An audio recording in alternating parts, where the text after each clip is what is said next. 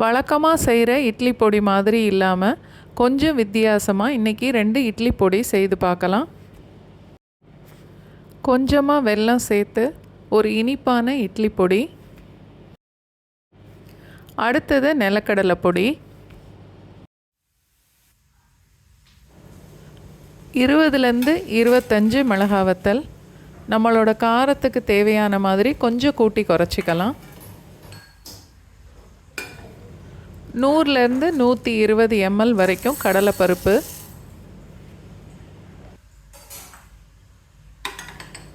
150 ml அளவுக்கு உளுந்தம்பருப்பு.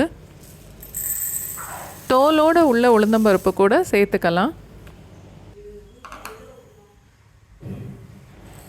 எண்ணெயே இல்லாமல் ஃபஸ்ட்டு கடலைப்பருப்பு வறுக்கணும். அடுப்பு மீடியம் ஃப்ளேம்லேயே இருக்கட்டும்.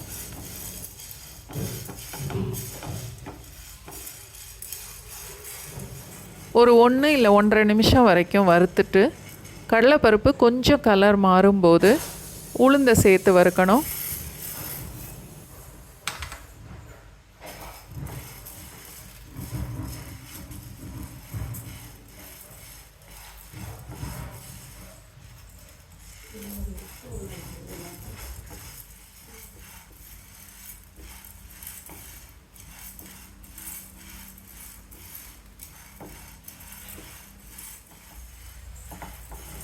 இந்த மாதிரி செவந்து வர வரைக்கும் வறுத்துட்டு ஒரு தட்டில் கொட்டிடலாம்.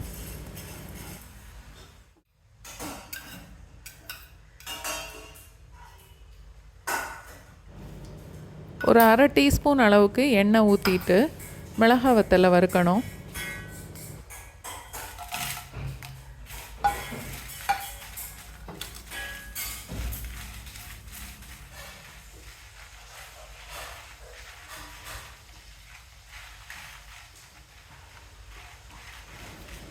மிளகாய் வத்தல் வறுபட்டு இந்த அளவுக்கு செவந்து வரும்போது அதையும் ஒரு தட்டில் கொட்டி எல்லாத்தையும் சேர்த்து ஆற விடணும்.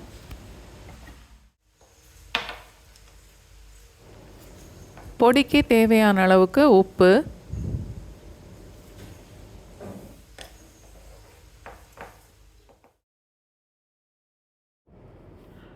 ஒன்றரைலேருந்து 2 டேபிள் ஸ்பூன் வரைக்கும் பொடிச்ச வெல்லம் சேர்க்கலாம்.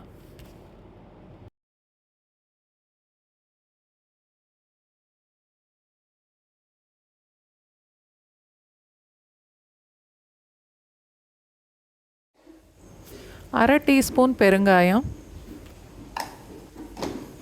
எல்லாத்தையும் ஒன்றா சேர்த்து போட்டு மிக்சியில் பொடி பண்ணியாச்சு. நல்ல சூடான இட்லி இல்லை தோசையோட இந்த பொடி வச்சு இதில் நெய் இல்லைன்னா நல்லெண்ணெய் ஊற்றி சேர்த்து சாப்பிட்டு பாருங்கள். அடுத்து நிலக்கடலை பொடி செய்கிறதுக்கு 15லேருந்து ஒரு 18 மிளகாய் வத்தல் வரைக்கும் சேர்த்துக்கலாம். நம்மளுக்கு தேவையான அளவு காரம் கூட்டி குறைச்சிக்கணும். 100லேருந்து 120 mlக்குள்ள உளுந்தம்பருப்பு, 150 ml வரைக்கும் நிலக்கடலை,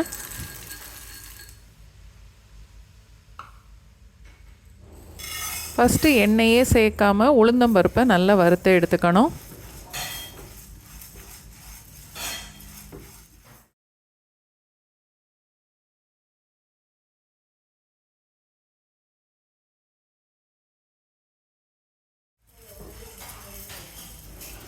இந்த அளவுக்கு செவந்து வந்தால் போதும்.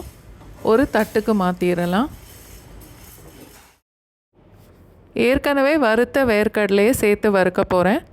அதனால் நல்ல வேர்க்கடலை சூடானதுக்கப்புறம் நம்ம எடுத்து ஒரு தட்டுக்கு மாற்றிடலாம். பச்சை வேர்க்கடலை சேர்க்குறதுனா இந்த அளவுக்கு வர்ற மாதிரி வறுக்கணும்.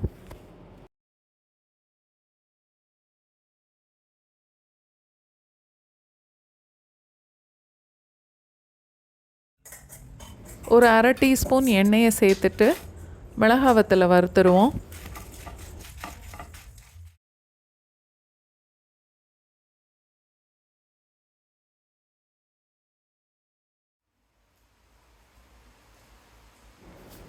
தேவையான அளவுக்கு உப்பு, அரை டீஸ்பூன் பெருங்காயம்,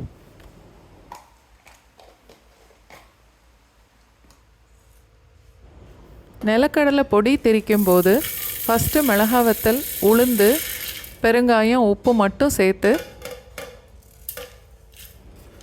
கொஞ்சம் கொரகொரப்பாக இருக்கிற மாதிரி திரிச்சு எடுத்துட்டு